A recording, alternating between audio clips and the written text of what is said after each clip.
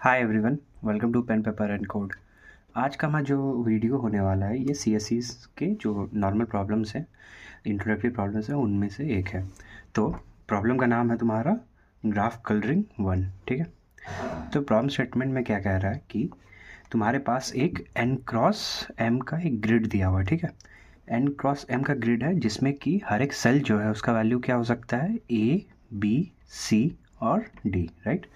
और कह रहा है for each cell you must change the character to A, B, C और डी। ठीक है, मतलब इन चारों कैरेक्टर में से एक ही होगा। तो हर सेल के लिए हमको क्या करना है कि वैल्यू चेंज करना है। ठीक है, मतलब उस सेल में कोई एक वैल्यू है ऑलरेडी, लेकिन हम लोगों को फिर भी उसका वैल्यू चेंज करना है। किस कंडीशन पे चेंज करना है ये, सच दैट तुम्हारा जो न्यू कैरेक्टर होने वाला है उस सेल में should be different from current character. ठीक है, जो भी तुम्हारा वैल्यू है ओल्ड वैल्यू उससे डिफरेंट होगा। ये मान लो कि उस सेल में ए था तो अब बी, सी और डी में से कुछ भी एक हो सकता है। ठीक है, प्रॉब्लम यहीं पे नहीं रुक रहा है, एक और कंडीशन हमारे पास है। वो क्या है, your task is to change the characters in every cell such that no two adjacent cells have the same character. मतलब क्या कर रहा है, no adjacent cell have same character, है ना। मतलब मेरा ये दोनों कंडीशंस है पूरे प्रॉब्लम में और उसको हमको सॉल्व करना है, राइट। इन दोनों केसेस के या फिर सिचुएशंस को हैंडल करते हुए। तो इनपुट मेरा क्या दिया हुआ है, इनपुट में मेरा है एक n और m में मेरा वैल्यू दिया हुआ है, और उसके बाद क्या है, n लाइंस में मेरा जो भी तुम्हारा ग्रिड होने वाला है वो ग्रिड तुमको दिया हुआ है ऑलरेडी। ठीक है ना, तो मतलब तुम्हारे पास ये ग्रिड है। ठीक है, इसमें n जो है क्या है तुम्हारा नंबर ऑफ रोज, ये m तुम्हारा ये वाला वैल्यू होने वाला है। ठीक है, चलो आई होप कि प्रॉब्लम स्टेटमेंट क्लियर हो गया होगा सब कुछ। ठीक है, कि क्या होने वाला है। अब एक दो एग्जांपल लेते हैं और जल्दी से देखते हैं कि हम लोग क्या कर सकते हैं इसके लिए। ठीक है, मान लो कि तुम्हारा एक n का वैल्यू है तुम्हारा 3, m का वैल्यू है 4। ठीक है, और जो तुम्हारा ग्रिड है ना वो ऐसे दिया हुआ है A, B, B, B, B. Same वही हम लोग प्रॉब्लम वाले एग्जांपल्स को लेते हैं। ठीक है, सी, डी। अब क्या है, हमको सबका ही वैल्यू चेंज करना है। मान लो ये तुम्हारा नया वाला ग्रिड है। ठीक है,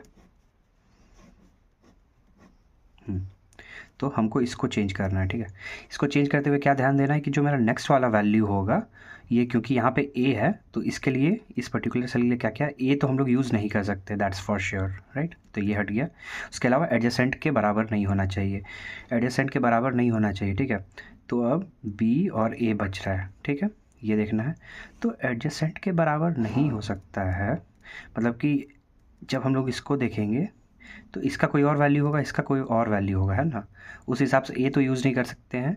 मान लो अगर फ्यूचर में इसका वैल्यू हम लोग बी बना दें, इसको हम लोग सी बना दें, ठीक है, तो मेरे पास डी एक ही ऑप्शन बचता है ना, ऐसे करके। सिमिलरली कुछ और भी कर सकते हैं, कोई और परम्यूटेशन कॉम्बिनेशन भी लगा सकते हैं। ठीक है, तो मान लो कि हम लोग इसमें क्या कर दिए कि सेम ए है, बी है, तो हम लोग कुछ भी वैल्यू यहाँ पे रख सकते हैं। मान लो सी रख दिए। ठीक है, चलो इसका वैल्यू सी हो चुका है। अब फिर इस पे आओ, इस पे क्या है कि ए ऑलरेडी है तो ए को फिर से यूज़ नहीं कर सकते, बी, सी, डी में से यूज़ करना है। सी ऑलरेडी यूज़ कर चुका है तो इसको भी हट गया, तो बी और डी में से यूज़ करना है। तो मान लो डी को हम लोग यूज़ कर लिए। सिमिलरली हम लोग इसको फिल करते जाएंगे। ठीक है, स्ट्रेट फॉरवर्ड है। तुम सोच रहे हो कि कन्फ्यूजिंग है ना कि कितना ज़्यादा केसेस बन सकता है, इसमें चार चार वैल्यूज़ भर सकते हैं, कितना कन्फ्यूजिंग हो जाएगा। तो नहीं भाई, अगर तुम ध्यान से सोचोगे एक चीज़, तो मान लो कि तुम एक ग्रिड में हो। ठीक है, एक ग्रिड में हो, तो मान लो कि इस वैल्यू को चेक कर रहे हो। ठीक है, इस वैल्यू को अगर तुम ध्यान से देखोगे ना, ध्यान से तुम देखोगे तो कुछ चीज़ें तुमको दिखेंगी। सबसे पहला क्या कि हम जो भी लूप चलाएंगे, जनरली हम लोग क्या करते हैं, हर रो में जाते हैं, हर कॉलम को फिल करते हुए जाते हैं। मतलब यहाँ से शुरू करेंगे तो इसको भरेंगे, इसको भरेंगे, इसको भरेंगे, फिर नेक्स्ट में आएंगे, फिर इसको भरेंगे, ऐसे करके हम लोग भरते जाएंगे। ठीक है, तो हम लोग मान लो कि किसी एक पॉइंट पे पहुँचे, मान लो यहाँ पे इस एक पॉइंट पे पहुँचे। ठीक है, अब इस पॉइंट पे ऐसा अज्यूम करो कि हम लोग ऐसे करके लूप चलाते हुए है ना, इसके लिए, इसके लिए, इसके लिए, फिर इसके लिए। तो यहाँ तक का मेरा आंसर मेरा निकला हुआ है। कैसे निकला हुआ है वो अभी देखेंगे बाद में। समझ लो कि अभी के लिए कि यहाँ पे निकला हुआ है आंसर। ठीक है, तो हम जब इस पर्टिकुलर वैल्यू को फिल करेंगे तो बस हमको ये ध्यान में रखना है कि ये वाला वैल्यू मेरा क्या है, ये वाला वैल्यू क्या है, मतलब मेरा अप वाला वैल्यू क्या है और मेरा लेफ़्ट वाला वैल्यू क्या है। इसको और इसको इग्नोर करेंगे, क्यों? क्योंकि जब इसका बारी आएगा ना तो हम लोग देख लेंगे, अच्छा मेरा अप का वैल्यू क्या है, मेरा लेफ़्ट का वैल्यू क्या है। अभी के लिए हमको पता है कि ये सब मेरा सॉर्टेड है, ये सब मेरा सॉर्टेड है, सॉर्टेड एज ए नॉट वो वाला सॉर्टेड, आंसर हमको पता है, आंसर मतलब फिक्स किया हुआ है। इसी के लिए हम लोग अभी सिर्फ ना तुम्हारा लेफ़्ट को और अप को ही देखेंगे। आई रिपीट एक बार और ध्यान से सुनो, हम यहाँ से शुरू किए, फिर यहाँ पे आए, फिर यहाँ पे आए, यहाँ पे आए, मतलब कोई भी एक पकड़ लो, अगर इसको ही पकड़ते हैं तो हमको पता है कि यहाँ का फिक्स कर चुके हैं, तो हमको बस ऊपर मेरे कुछ है नहीं, तो हमको इसके बारे में सोचना है। सिमिलरली यहाँ पे आए तो हमको पता है कि इधर सब कुछ ना कुछ हम लोग बैठा चुके हैं, तो ये वाला जो वैल्यू होगा इन दोनों पे ही डिपेंडेंट होगा। इसकी बारी आएगी तो फिर हम लोग इसके उसके ऊपर देखेंगे, तो इसको और इसको देखने का ज़रूरत नहीं है, हम लोग इसको नलीफाई कर दिए, ठीक है। चलो ये चीज़ क्लियर है। नेक्स्ट क्या देखना है कि मेरा जो भी करंट वैल्यू है ना, हमको उसको तो चेंज करना है, यही तो मेरा प्रॉब्लम स्टेटमेंट कह रहा है ना, पहला स्टेट जो भी कंडीशन है मेरा कि करंट वैल्यू के बराबर नहीं होना चाहिए। तो मेरा ऑप्शन में क्या क्या बचा, मान लो ए बी सी और डी, 4 ऑप्शंस थे, एक तो मेरा ऐसे ही एलिमिनेट हो गया, 3 ऑप्शंस बचा है ना। अब इस 3 ऑप्शंस में से मेरा एक कोई वैल्यू ये रहा होगा, ठीक है, तो इसके बराबर भी नहीं होना चाहिए, तो मान लो कि 3 के बजाय मेरा अब ये भी नहीं था, 2 ऑप्शन बचा, इसको हटा देते हैं। लेफ़्ट वाले का भी कुछ वैल्यू रहा होगा जो कि सेम नहीं हो सकता, एक मान लो ये था, तो ले दे के मेरे पास एक ही ऑप्शन बच रहा है। तो जो तुम इनिशियली सोच रहे थे कि हर सेल को हम लोग 4 वेज में फिल करेंगे, जो कि नहीं होने वाला है, राइट, गलत होगा। हम लोग कभी भी 1 वे में ही एक सेल को फिल कर सकते हैं। आई होप ये चीज़ क्लियर है, यही मेन क्रक्स है इस पूरे प्रॉब्लम का। तो तुम कहीं से भी शुरू करो, ठीक है, कहीं से भी शुरू करो, तुम देखो मेरा अप में वैल्यू क्या है, मेरा लेफ़्ट में वैल्यू क्या है, ठीक है, और मेरा करंट वैल्यू क्या है, इन तीनों को हटा दो तो तुम्हारे पास एक ही वैल्यू बचेगा उस पर्टिकुलर जो भी तुम्हारा सेल होने वाला है उसके लिए, उसको फिल करो, फिर नेक्स्ट में जाओ, ऐसे आइटरेट करते हुए चले जाओ। आई होप ये सारी चीज़ें तुमको बहुत अच्छे से क्लियर हो गई होंगी कि क्या मेरा कहने का मोटिव था, हम लोग क्या इंट्यूशन होने वाली है इस प्रॉब्लम के लिए और कैसे सॉल्व करेंगे। यहाँ तक क्लियर है तो भाई एक बार खुद से कोड करने का ट्राई करो। आई विल रिपीट, एक बार खुद से ट्राई करो, नहीं होता है तब जाके फिर नेक्स्ट मेरे कोडिंग सेक्शन पे मूव करते हैं, जहाँ पे हम लोग देखेंगे कि इस पूरे लॉजिक को हम लोग इम्प्लीमेंट कैसे करने वाले हैं। तो पॉज करो, एक बार सोचो, नहीं होता है तो फिर नेक्स्ट सेक्शन पे मूव करते हैं, ठीक है। तो मान लो कि मेरा एक इंट मेन दिया हुआ है, ठीक है, इंट मेन से क्या करते हैं, अपने एक फंक्शन बनाएंगे हम लोग सॉल्यूशन, ठीक है, उसको कॉल कर लेंगे, ये मेरा पूरा जो भी आंसर होने वाला है ना उसको हैंडल करेगा, ठीक है, और रिटर्न 0 करके हम लोग इंट मेन को बंद कर लेते हैं, ठीक है। आई होप ये चीज़ क्लियर है, बहुत सिंपल है, सॉल्यूशन ही मेरा सब कुछ काम करने वाला है, ठीक है। तो अब क्या अपना वो वॉइड सॉल्यूशन बनाते हैं, या फिर यहीं बना लेते हैं ना, मान लो वॉइड सॉल्यूशन क्या करने वाला है कि पहले तो इनपुट लेंगे जो यूज़र तुम्हारा देने वाला है ना, n और m चाहिए हमको, सी इन कर लो इसको, मतलब रोज़ और नंबर ऑफ़ कॉलम्स हमारे क्या होने वाले, ठीक है। अब एक काम करो, एक वेक्टर बनाओ इनपुट स्टोर करने के लिए, ठीक है, मान लो इसका नाम दे देते हैं एरे, AR, ठीक है। इसका साइज़ क्या होगा, n, मतलब n नंबर ऑफ मेरा क्या है, एक वेक्टर ऑफ स्ट्रिंग्स बन जाएगा, ठीक है, ये मतलब, ठीक है, n नंबर ऑफ मेरा रोज़ है, उसमें हम लोग जो भी स्ट्रिंग भरना होगा वो भरते जाएंगे, मतलब कि एक स्ट्रिंग रहने वाला, एक स्ट्रिंग ये हुआ, एक स्ट्रिंग ये हुआ, ऐसे करके हम लोग n नंबर ऑफ स्ट्रिंग्स बनाने वाले हैं, तो वही है ये, ओके। चलो बढ़िया। अब यूज़र से क्या करते हैं, हम लोग इनपुट लेते हैं, तो हम लोग बोल रहे हैं यूज़र को for int i = 0, i n i++, ध्यान देना m का ज़रूरत नहीं पड़ रहा हम लोग को, ठीक है। सीन क्या करवाते हैं, एरे ऑफ i, मतलब हर एक स्ट्रिंग होने वाला है उसको हम लोग स्टोर कर लिए, ठीक है, ये सब हो गया।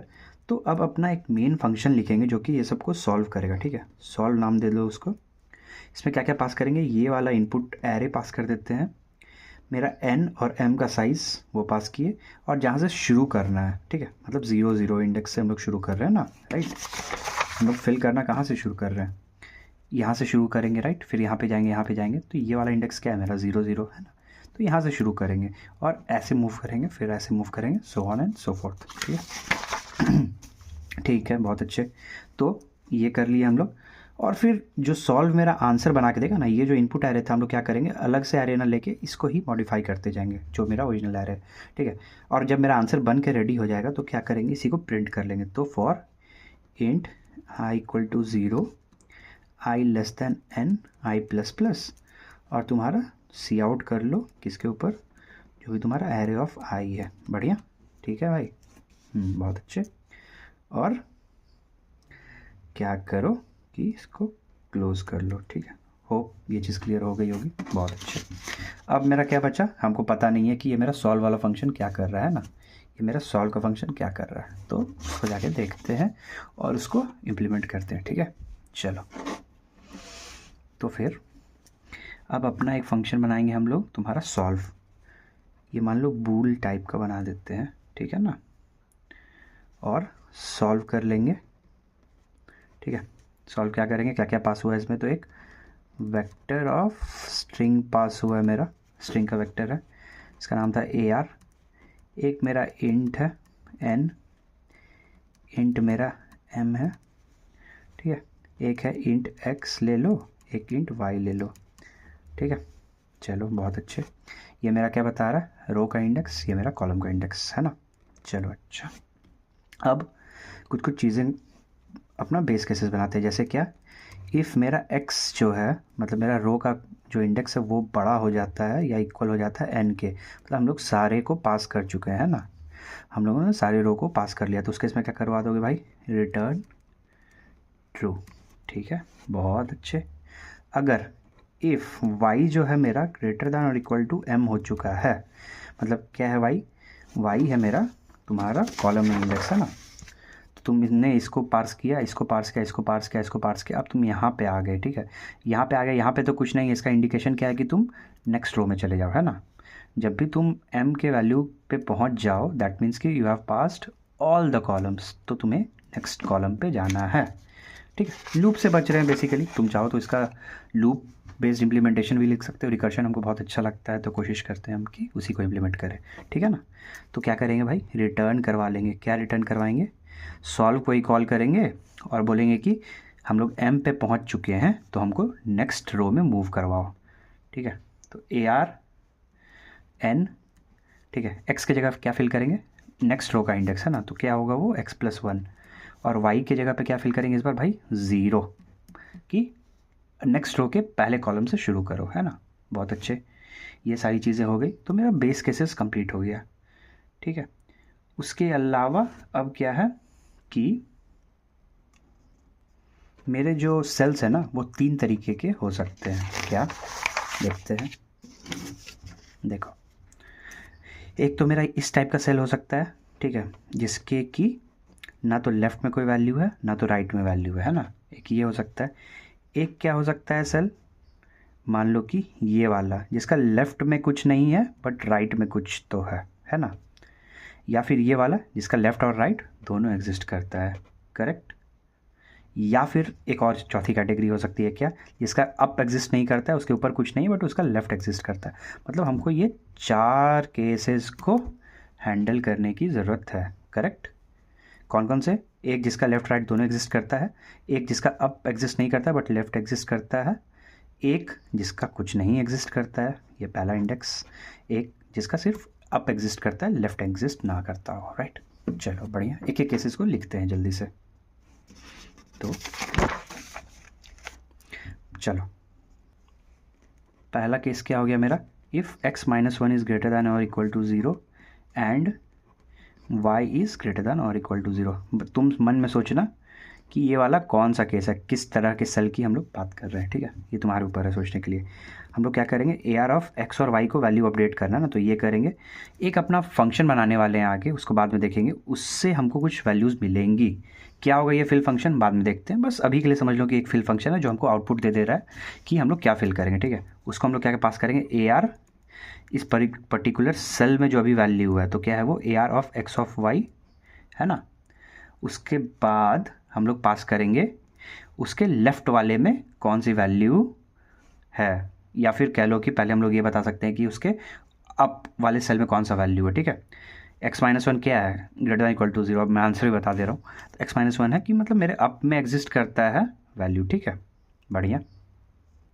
तो जल्दी से वो वाला वैल्यू पास कर लेते हैं, AR ऑफ x-1 और y, ठीक है। तो बेसिकली हमको 2 वैल्यूज़ का जरूरत पड़ता था ना, एक लेफ़्ट का एक अप का। एक वैल्यू हो गया सेकेंड वाला वैल्यू में क्या बताएंगे भाई, A R of X Y minus one, ये मेरे अप वाले की वैल्यू हो गई, ठीक है ना।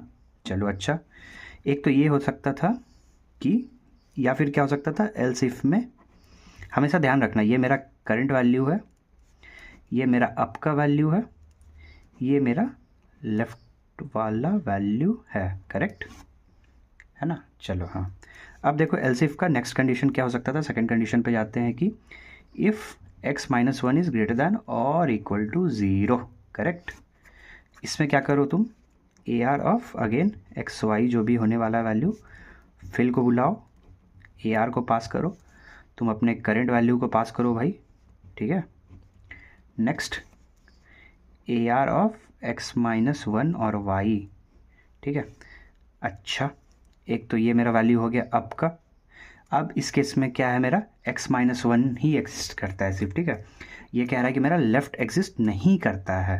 उस केस में क्या पास कर देते हैं, उस केस में पास कर देते हैं एक नल वैल्यू की, ये मेरे लिए इनवैलिड वैल्यू है। हैंडलिंग के लिए आसान होगा, तुम कुछ भी यूज़ कर सकते हो, मैंने नल यूज़ किया है कि मेरा लेफ़्ट एग्जिस्ट नहीं करता, हम लोग इससे समझ जाएंगे ये नल वैल्यू है, ठीक है। एक और केस क्या हो सकता है, एल्स इफ़, इस केस में क्या कह रहे हैं कि मेरा y minus one greater than equal to zero है।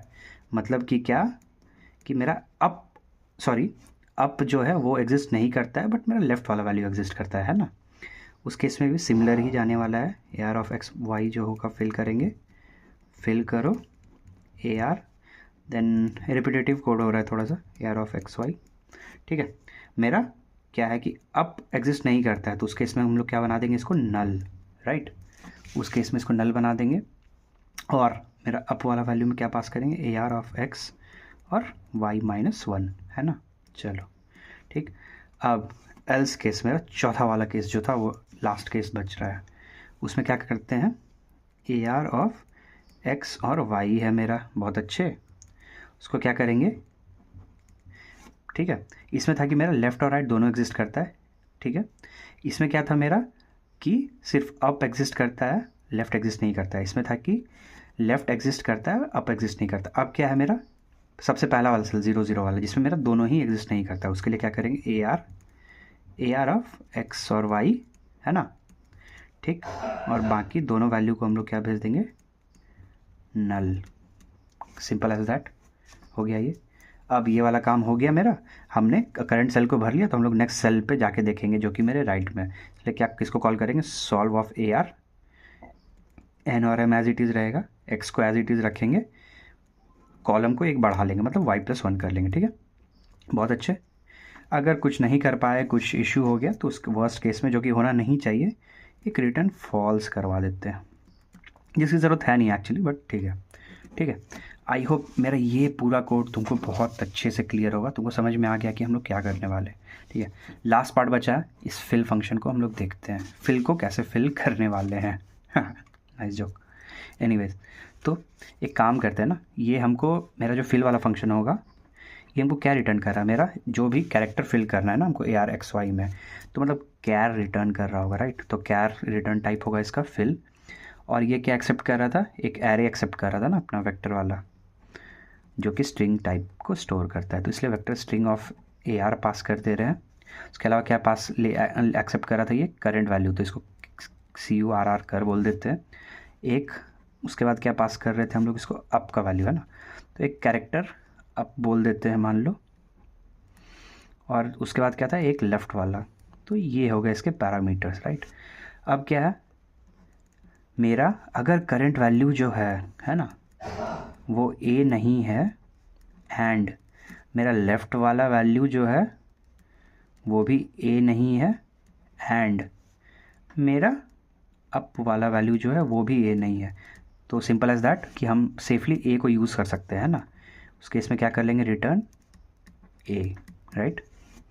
सिमिलरली इफ़ मेरा करंट का जो वैल्यू है ना वो बी नहीं है, एंड लेफ़्ट भी मेरा नॉट इक्वल टू बी है, ठीक है, एंड अप भी मेरा नॉट इक्वल टू बी है, ठीक है। उस केस में क्या करेंगे, रिटर्न बी। सिमिलरली सी और डी के लिए भी तुम खुद से केस लिख सकते हो, आई होप ये कर सकते हो। सिमिलरली बस कैरेक्टर्स को चेंज करो, ये लिख दो, ठीक है। चलो, तुम्हारा आंसर पूरा कंप्लीट हो चुका है। ठीक है, बहुत अच्छे। टाइम कॉम्प्लेक्सिटी और स्पेस कॉम्प्लेक्सिटी जल्दी से देखते हैं। ठीक है, और स्पेस कॉम्प्लेक्सिटी है ना। तो कोड में तुम देखोगे, अगर ये रिकर्शन से लिखा गया कोड है, ठीक है, हम लोग क्या कर रहे हैं रिकर्शन से कि 0 0 से शुरू कर रहे हैं, 1 पे जा रहे हैं, 2 पे जा रहे हैं, यहाँ पे जा रहे हैं। ये जब मेरा कॉलम m से बड़ा हो गया तो नेक्स्ट रो पे चले जा रहे हैं। तो ऐसे ऐसे पूरे हम लोग इस पूरे ग्रिड को ही ट्रैवर्स कर रहे हैं ना। मतलब कि ग्रिड का साइज़ क्या है, n क्रॉस m है। हम लोग एक एक ग्रिड को एक बार पार्स कर रहे हैं, पूरे मैट्रिक्स को लास्ट में हम लोग पार्स कर रहे हैं। तो वर्स्ट केस में हम लोग पूरे इतने बार मूव करेंगे। ठीक है, इसके लिए मेरा पूरा ये order of n cross m हो गया। स्पेस कॉम्प्लेक्सिटी क्या है, हम लोग एक एरे यूज़ कर रहे हैं ना n क्रॉस m का, एक तो वो है।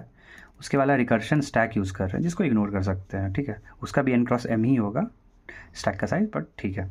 तो ये है तुम्हारा कोड कॉम्प्लेक्सिटी पूरे कोड की। ठीक है, वीडियो पसंद आया हो तो लाइक करना। मिलते हैं नेक्स्ट वीडियो में। Till then bye.